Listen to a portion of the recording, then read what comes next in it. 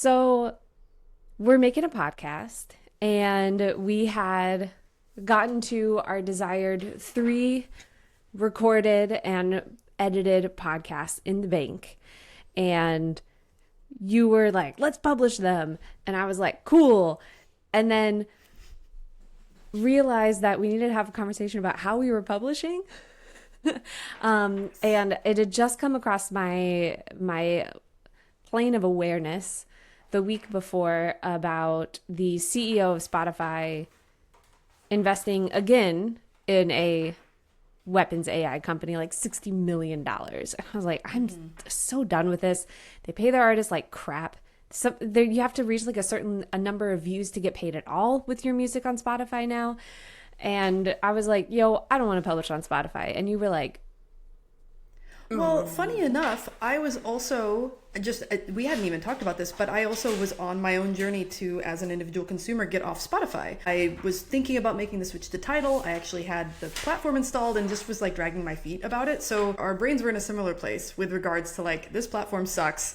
It would be better not to use it.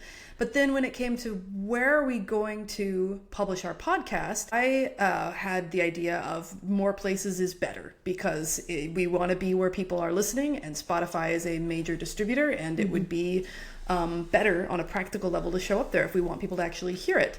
So what happened was a disagreement of two different values, right? One is about ethical consistency, and the other is about trying to have success with this project that we're trying to get up off the ground.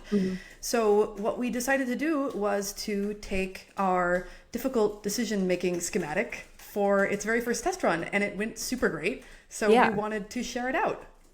Yeah, and I think one thing I'll add there is we have a weekly call, and this was like a bullet point on the agenda of the weekly call, and we spent more than 10 minutes kind of like me being like, fuck Spotify, and you being like, but.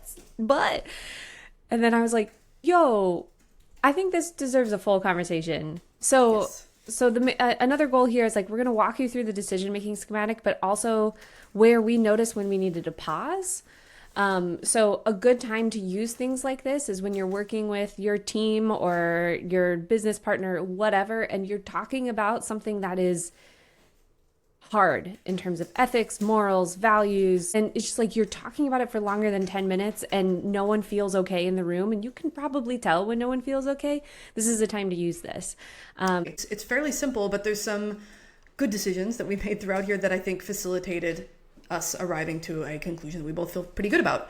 The first really key thing that made a big difference is this little drop down right here, which hides a whole bunch of good stuff, which is all the homework and research that we did beforehand. So we had this call in the calendar where we were going to go through this difficult decision together. But before that, both of us went through and thought about it. Like, what am I bringing to this thing? What are different reference points that I want to be mutual between us? We also wrote down some pros and concerns under like the two different options that were on the table, whether we should or should not be on Spotify. In this case, it was just pretty much a binary. This is really important to do beforehand so that you're entering the conversation on this with the same context and can make the same references, and you're not trying to like school the other person, but rather you're entering already with a collaborative mindset.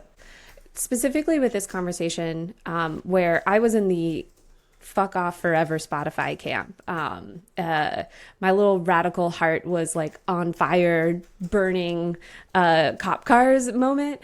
And what was really helpful for me, I realized I had to do research to better understand Janelle's point of view. Like, yeah, Spotify, sure, it has podcasts. I don't listen to podcasts on Spotify. And so I was coming from it from my own experience of there's other podcast apps. What's the big deal? And then finding if you could open the research toggle. Yeah. What helped me was looking at here are the actual numbers behind how many people listen to podcasts on Spotify versus Apple Podcasts versus all of these other things. It helped me come into our conversation with a bit more flexibility. And I think when you're doing the research, don't just research your point. Yes. Yes. Do whatever you can to go beyond your individual experience and start thinking about like the broader context. Because the goal is to reach mutual understanding and agreement, not to win. Yeah. So we did that groundwork, and then it came time for our call. And we dedicated a call specifically to this and this alone. And the very first thing that we did, as suggested by Anna brilliantly, was to do a one-word-ish feelings check-in. And both of us were not feeling great. I think you felt pretty nervous. And So nervous. yeah, and I was feeling maybe even some resentment and just and a I think little the word you used resigned, was frustrated. frustrated. Yeah. Yeah, I was yeah. nervous. You were frustrated. Something I want to say here with the one word ish feelings check in, keep it short. Because if you start in like, I'm feeling nervous because you've already lost the point of the call, keep it really focused. Just name the fact that you're nervous so the other person knows a baseline where you're coming from. We got this actually from Alfred, who we interviewed on the podcast. And I was like, this is such a good idea. Yes. Yeah, and it's a little reminder that you're all humans in the room, bringing your very human emotions along with you, and it can really lower people's defenses in a very positive way. Um, so we're about to get into it, and I'm like, okay, I gotta like convince Janelle, right? Like I'm nervous, so I'm using all this nerve energy to like do some convincing. And Janelle was like, hold on, I have a good idea. I was like, what? My idea was to represent the other person's viewpoint because I noticed that I really did not want to argue my reasoning because it just felt combative.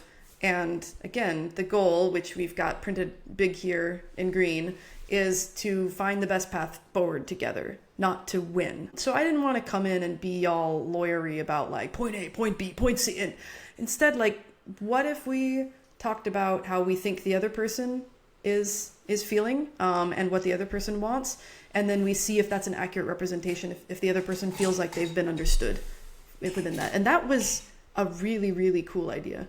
Awesome. It was awesome. Yeah. And I think we both got about 90% right. And then the other person can be like, also, this point, you missed this. That's kind of big. And the other person was like, yeah, you also missed this. And Yep. it was great. Really was. And so we went through it. You could see here in the columns, you've got option 1 and option 2. In our case, we only had 2 options on the table, but you could expand this if you had more. And then we had kind of an idea parking lot on the side where we started typing things as they kind of came up in conversation. And you know, a really cool thing about having a schematic like this, it can maybe feel like overkill for somebody who's never used this before, but the thing that it did that was quite magical is a thing that relationship therapists talk about a lot, that it's not you versus me, it's us versus the problem. And putting it out in front of us so it's something that we're both observing and working on together and we're looking at the same context really makes that whole mindset shift happen, and it enabled us to move forward together.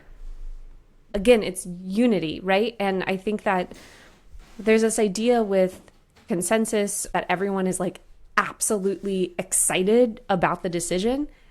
That's not the goal. The goal is everyone's okay with it. The way that we talk about it in our co-op is the principled objections versus preferences. If something is a principled objection, it's really important to talk about and examine and work through. If it's a preference, that probably shouldn't be a blocker to moving forward. It's something you can maybe mention, but if you just don't like that particular shade of blue because you don't like it, that shouldn't block the work going forward. So we put a few resources like that here on the bottom that can be used as reference points during the time that you're having the conversation in order to get unstuck and ask some good questions. One of the reasons why we needed to use this was because I was having a principled objection, right? And it wasn't just like, I just like in general, like don't like Spotify, like their logo's stupid. I don't like their UI. Like that's a preference. This was principled objection. We needed to have a deep conversation. Mm-hmm. So we ended up coming to several conclusions, which we've documented here. I would highly recommend documenting as well if you've done something like this with your team, so that everyone can then refer back to, okay, here's exactly what we're doing to move forward. Here's how we got there. And you can remember it, reference it later. And finally, we concluded with one more one-word-ish feelings check-in. And we were both feeling far more positive than we entered the conversation. Yeah.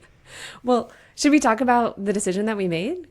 The I don't know if compromise is the right word, but the unity that we came to was Spotify is needed for reach. You scroll back up to the homework, it's a huge freaking platform for podcasts. And that means, so for me, I was like, how can we use Spotify but like not use Spotify? Right? Like that's where I came in with some flexibility. So can we put some parameters on how we use Spotify? Janelle was using Spotify for creators to distribute. I was like, can we use a different tool? I am happy to pay for a different tool. Like, let's not use their platform for stuff as much as possible. So we're getting a paid platform for distribution. We are going to revisit in 1 year if we still want to distribute our podcast on Spotify. Yep. It's good. I think it's good that we had the time marker where like, no, we have to revisit. That helped me, the principled objector, to be like, okay, this isn't a forever decision. We're going to keep talking about it. And that made me feel a lot better. It ended with us like, that went really well. We should record a little mini podcast about this. Seriously, like I've been looking forward to having this exact conversation since we had this tough conversation and moved our way through it. I feel quite proud about how we went from point A to point B, and I feel confident that other people would be able to use this as well. So here is a handy dandy fill it in yourself version for your use, whatever difficult conversations you may need to have with your own teammates. And if you give this a spin, we would really love to hear how it goes. I'm certain that everyone will have their own little mechanics that they'll want to add to it because every team is different. But as kind of a base schematic, we think it would work really well for making a lot of tough decisions. Make sure you do the homework because it's going to give you that flexibility that's needed to have difficult conversations, right? And if you come in inflexible and like your head is still steaming, this is not going to work. It's not going to work. And if you notice that you do the research and you like think through things and your head is still steaming afterward, you're allowed to ask to delay the conversation, right? One of the things of the resources that we have here is notice when you need to pause. And you can pause before the conversation even happens, right? If you're stuck, it's okay to come back later. I'm like inclined to say I'm looking forward to our next difficult conversation so we can use it. I'm not, but it was awfully useful and I feel confident that whatever comes up in the future, we're going to be able to work through it together.